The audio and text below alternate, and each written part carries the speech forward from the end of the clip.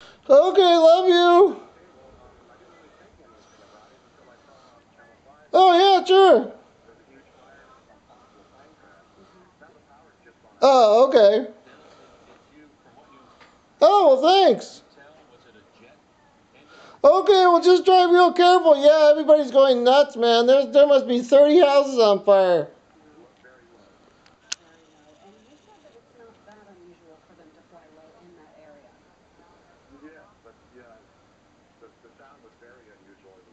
And now it looks like a huge gas line.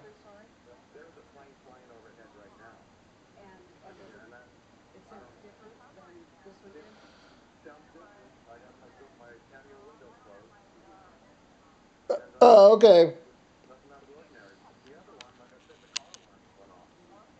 Okay, love you. Okay. Bye bye.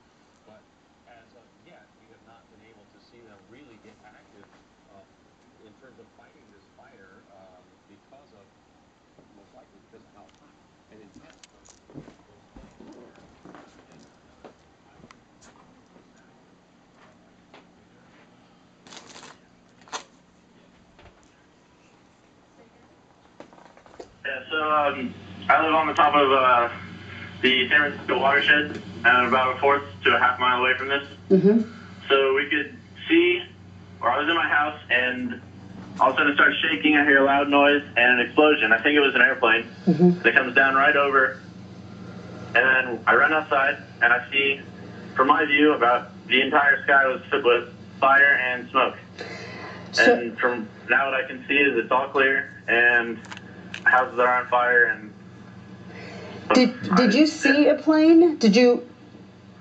I did not see a plane because I was inside at the time, but I heard a very large noise. It sounded like a plane very close to us. And are you in a normal flight path where you live? Is that a normal occurrence? Are you in a flight path where you live? I am, but I can't hear.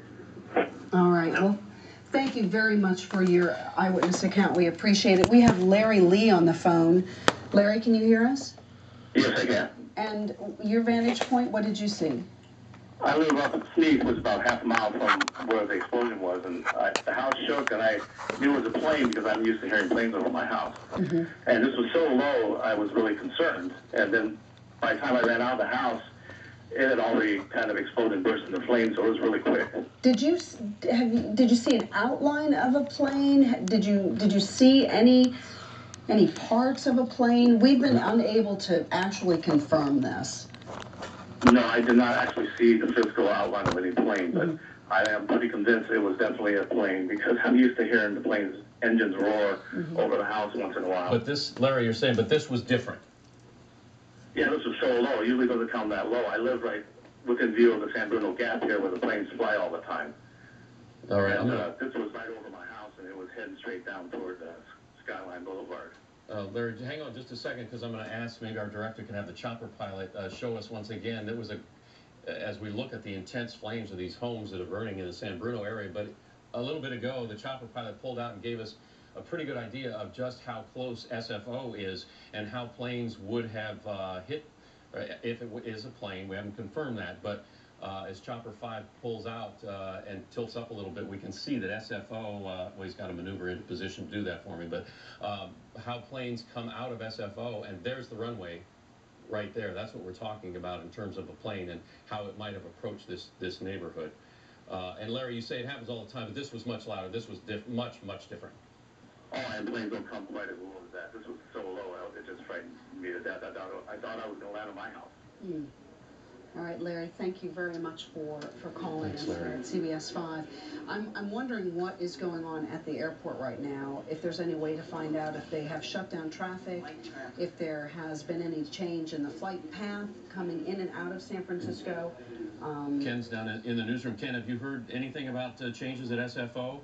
We can update you on a couple of things. Number one, and this is repeating some information we got earlier from the duty manager at the tower at SFO. They can account for no missing planes. They cannot confirm a plane has gone down. They have no reports of any commercial planes going down, any general aviation planes going down. Same thing at Oakland International Airport. They cannot confirm any commercial planes have gone down. They say that they have no missing planes. Those are their words.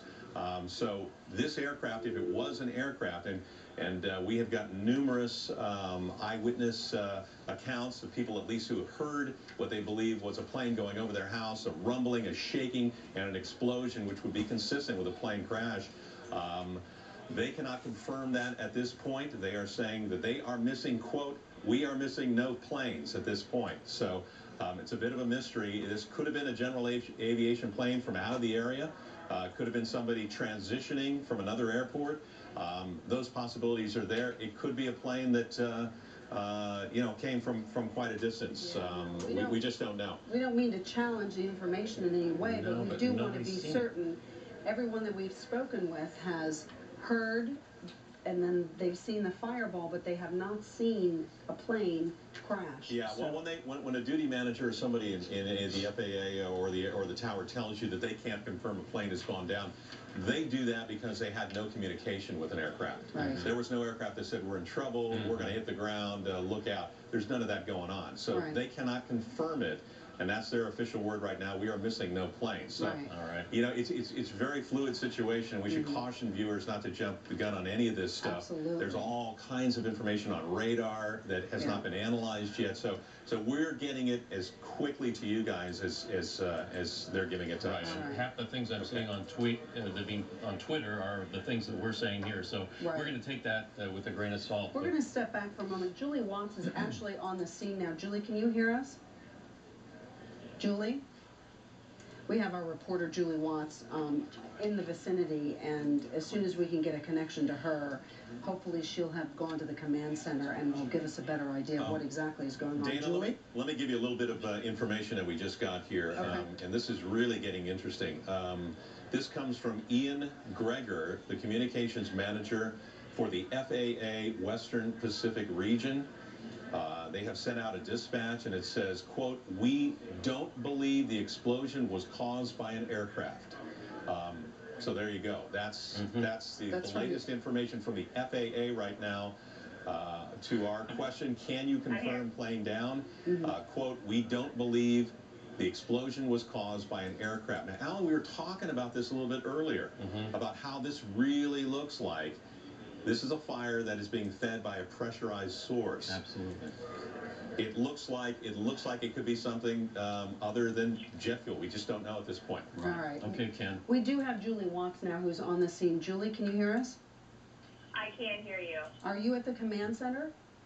No, I am actually on the overpass between 380 and 280 right now. So I would say, maybe less than a mile away from these flames. I can tell you these flames are gigantic, just balls of fire shooting up. I can see homes in front of me. Go ahead. Julie, we want to narrate what's happening with Chopper 5. We can see what appears to be is going to be a water drop from the air. It looks to me to be a tanker craft, maybe two, coming in here to try to hit this neighborhood. If you see anything about this, please describe it. I'm sorry to interrupt. Go ahead. No, that's exactly what I'm seeing. Actually, up until this point, I've only seen what looked like news choppers hovering around. This is the first time I've seen anything that looked like they're actually going to drop water. You are likely seeing exactly what I'm seeing right now. Two planes flying overhead, although as far as I can tell, they are not dropping anything. No, right now they're going over Crystal Springs Reservoir, it looks like, and now they're banking in to the left. So Chopper 5 is keeping a watch on them. We'll see what happens here. But you're describing these flames. These are huge. This fuel source is incredible, whatever it is. Absolutely, and as you can probably see from the view you have, it's surrounded by homes. I'm looking at homes on all sides of these flames. As you might imagine, you can probably see traffic is stopped for miles on all directions, on 380, on 280, cars are pulling over to the side of the road. I've actually seen people walking along the freeway. I don't know if it's to get a better view, but there are definitely lots of bystanders here just staring at these massive flames. We are watching the CAL FIRE planes. They've circled the scene and they're coming back around for another pass. But there's been no drop as of yet. I'm sure they have to assess the situation before they decide, obviously, what their next step is. And the smoke is just, Julie, it looks to me like it's headed towards SFO. Can you tell? We're told that SFO is operating normally, so you're still seeing flights coming and going? I'm actually not seeing flights in and out of SFO right now, but I can tell you the smoke is stretching all the way to the airport. I actually drove up from San Jose, and I saw smoke. I could see the plume of smoke all the way from San Jose. Initially, I thought it was a house on fire somewhere between San Jose and the city. It wasn't until I got close that I realized just how large this fire was and where the smoke was coming from. And are you attempting to get to the command center for this incident? Actually, I believe Joe Vasquez is heading towards the command center right now. We have another live shot coming to meet me here on the overpass. The reason I stopped here is because we had a perfect view of these fireballs shooting up from these homes, but we definitely have a crew on the way to the command center as well. Okay, good. You know, interestingly, we've gotten confirmation from the FAA. Ken has told us, Ian Gregor called us and said that the FAA does not believe that this explosion is from a downed plane. Yeah, Dana, I have a little bit more information now, and this is coming in by the minute here, so we want to pass it along right away. I have this is